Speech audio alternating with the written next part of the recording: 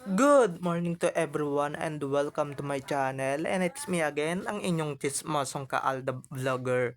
Gusto ko munang magpasalamat sa inyong lahat sa mga walang sawa na tumatangkilik, nanonood, sumusuport at sumusubaybay ng mga content ko here on my YouTube channel. So wag ninyong babaktawan o lalaktawan tong ating content ngayong araw. I'm sure na hindi ninyo pagsisisihan na pinanood nyo ito mula umpisa hanggang hulihan. And syempre, wag kayong mag-i-skip ng segment, okay? Buuin nyo to.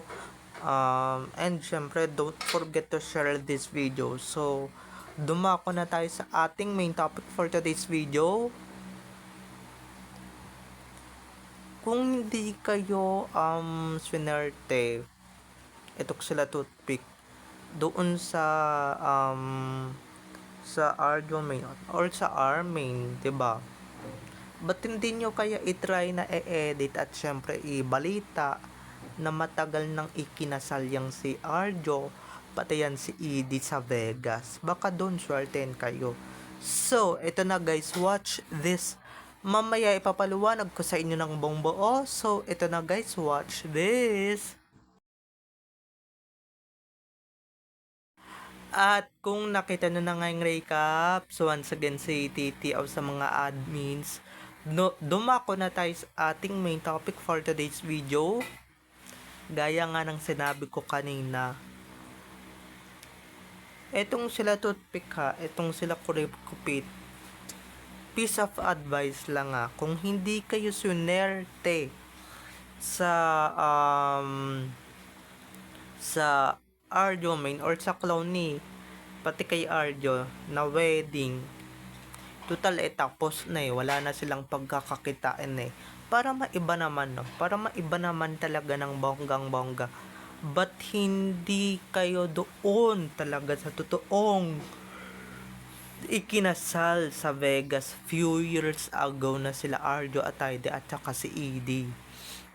Diba? Baka doon guys, baka doon nyo na talaga makita yung swerte ninyo. Baka doon nyo na talaga makita yung luck ninyo kasi, 'di ba?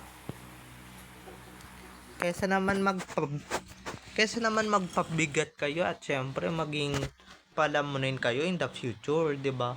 Kasi wala na kayong ambak jet sa bahay na tinitirahan ninyo or wala na kayong malamon.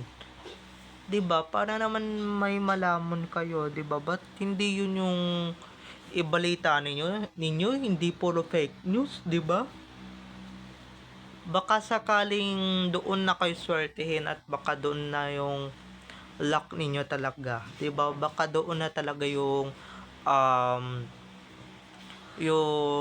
swerte ninyo kasi alam ko buhat nung sumali kayo sa kawalangyaan ng Sarsuela simula't simula hanggang sa natapos wala kayong napala, wala naman kayong kinita. Baka sakali, 'di ba? Try nyo naman sumali kina Edie pati kay Arjo na puro katotohanan lang talagang alam.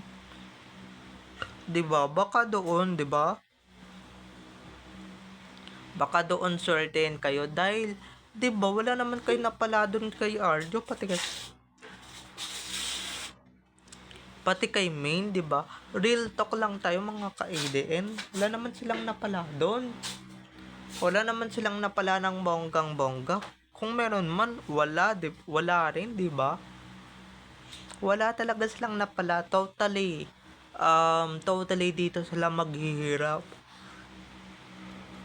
Lalo ngayon yung financial ng Sarsuela talagang hirap na rin talaga sa buhay yan. Wala nang pambayad. Kaya kung ako sa inyo, maghanap kayo ng trabaho ninyo. Totally, 'di ba? Para 'di ba, baka naman nagpapalaki lang ng junjun yung asawa mo, kurikupit at syempre nagiging pabigat na rin, 'di ba? Nagiging pabigat sa to the point na wala na kayong malaman, wala na kayong mahita talaga ng bonggang-bongga. At lalong-lalo na tong kurikupit, walang trabaho to for sure 'di ba? Kahit na makaawa pa yan kay Min, hindi na maaawa si Min dyan sa gagang babaeng yan. Kasi ang laki-laki ng dinispal ko niyang pera, 'di ba? So, ba't siya maaawa? Eh di syempre maghanap sila ng trabaho, no? Ang pinagkatrabaho nila is yung sarsuela na silang dalawa yung nag-e-edit, silang dalawa yung gumagawa ng paraan para kunwari nandoon si Main, lalong-lalo na yung Instagram ni Main, 'di ba? Yung mga socials ni Main na pinapakialaman ni Kurikopet. Ngayon wala na siyang mapakialamanan kasi nga ayan na mga ka-ADN. Yan na talaga yung to the point na magbababuka na talaga sa world na talagang kinasanayan mo. 'Di ba? Para hindi naman nakakahiya, 'di ba? Para magkaroon naman talaga ng kaban ulit talaga. Ba't hindi ninyo subukan magsaliksik talaga ng totoong nangyari few years ago na talagang ikinasal itong si Edie pati si Arjo sa ibang bansa, which is sa Vegas few years ago. Baka sakaling doon may maniwala kasi 'di ba? Yung kailan ba yun, yung mga 'di ba? Lalong-lalo na yung mga socials ni Main. 'Di ba na di naman kapanipaniwalang nandoon si Main, 'di ba? Hindi naman kapanipaniwalang nandoon si Main, and syempre kasama ni Arjo, 'di ba? Sino ba naman ang gago na maniniwala? Sino ba naman ang loko-lokong maniniwala? 'Di ba? Baka dito, 'di ba? Try nyo lang, 'di ba? Dito sa pagsasabi ng katotohanan na dun sa pag-anib ninyo kay Edie pati kay Arjo, magsasabi lang naman kayo ng ikinasal sila sa Vegas few years ago. Kahit na wala pang sarsuela ninyo, at least sila ikinasal talaga ng totoong kasal. Hindi scripted na kasal, 'di ba? Hindi scripted na wedding para lang mapaniwala yung mga tao na talagang may ikinasal talaga ng bonggang-bongga, 'di ba? Sorry guys doon sa paghikab-hikab ko. Pero guys, 'di ba, baka mamaya may mambash na naman sa akin. Pero eto na nga, kidding aside, 'di ba? At least pagka nagsabi kayo ng katotohanan, ay nako po, Diyos ko po, tataba ulit yung bulsa ninyo. Dahil guys, puro katotohanan lang naman na yung sasabihin ninyo eh. Hindi na kayo magsasabi ng peke or wala nang kapikean talagang sasabihin. Puro katotohanan at puro legit na talaga yung sasabihin ninyo dito. 'Di ba? Wala nang mga edited na sabihin, or wala nang edited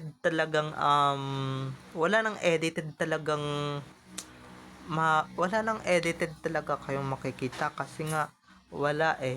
Kasi nga puro katotohanan lang tong sinasabi ninyo sa Vegas na ikinasal talaga few years ago. Hindi nyo na kailangan magpaka-trying hard na mag-edit, 'di ba? Maghahanap lang kayo ng pictures, maghahanap lang kayo ng resibo at ebidensya na talagang ikinasal talaga yan si Arjo at saka si Edie sa totoong buhay few years ago. 'Di ba? Ang tanong, may makita ba kayo? 'Di ba? Syempre, wala kayong makikitang mga ganyan. Yun, syempre, alam nyo naman yan si Arjo. Takot yan sa sarili niyang multo. Takot yan sa kanyang multo na talagang takot yan. Syempre, kayo ba naman yung pag kami mga ebidensya at resibo na magsisilabasan na ganyan. Eh syempre, para hindi kayo mabuking, talagang bubura at buburahin nyo na talaga or i-delete nyo na talaga, 'di ba? Kaso nga may mga nakakalusot pa rin dyan sa relasyon ni Edie pati ni Arjo, 'di ba?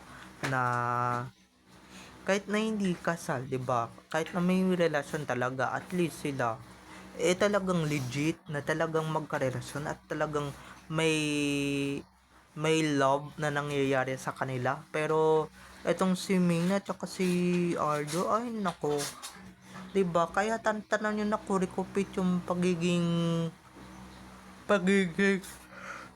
editor ninyo, pagiging isa sa mga financier ninyo ng Sarsuela. Kasi nga, yung financier ninyo dyan sa Sarsuela Group of Companies, wala na eh, di ba?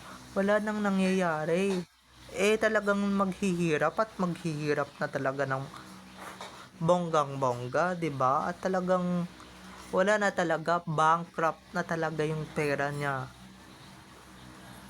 'Di ba? At least dito sa sinasabi namin, 'di ba? Kung gusto ninyong maghanap ng trabaho, easy money lang naman eh, 'di ba? Easy money lang naman maghanap ng magtrabaho sa ganitong posisyon. Magsasabi ka lang naman ng katotohanan. Eh aba, 'di ba?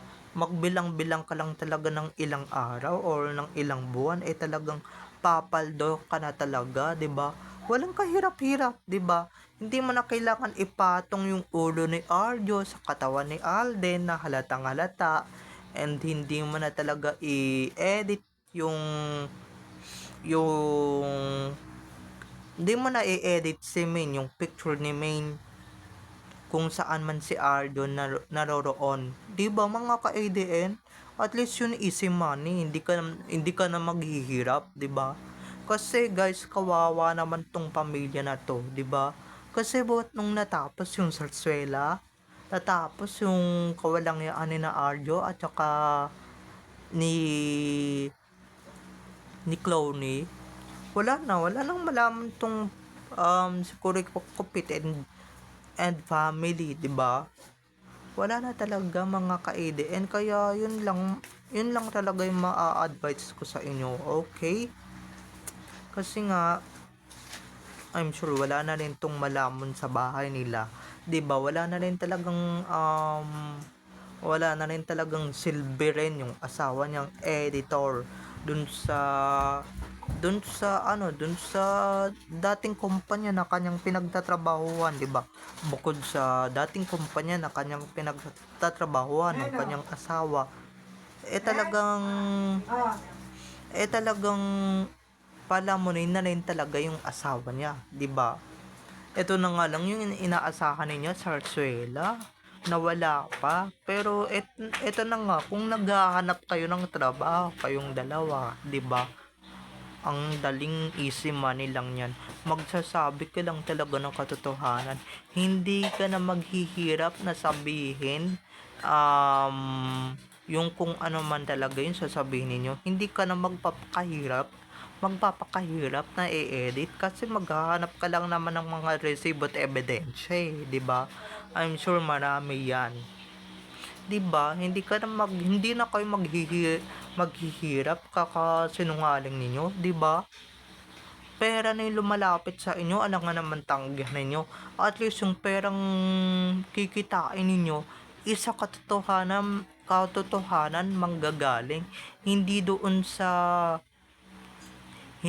sa kapekean na alam ninyo mga ka-ADN, 'di ba? Wala eh, 'di ba? Ako guys, nagre-recommend lang naman kami. Nagre-recommend lang kami, 'di ba? At least hindi na magbabagabag yung konsensya ninyo, 'di ba, sa pagsisinungaling.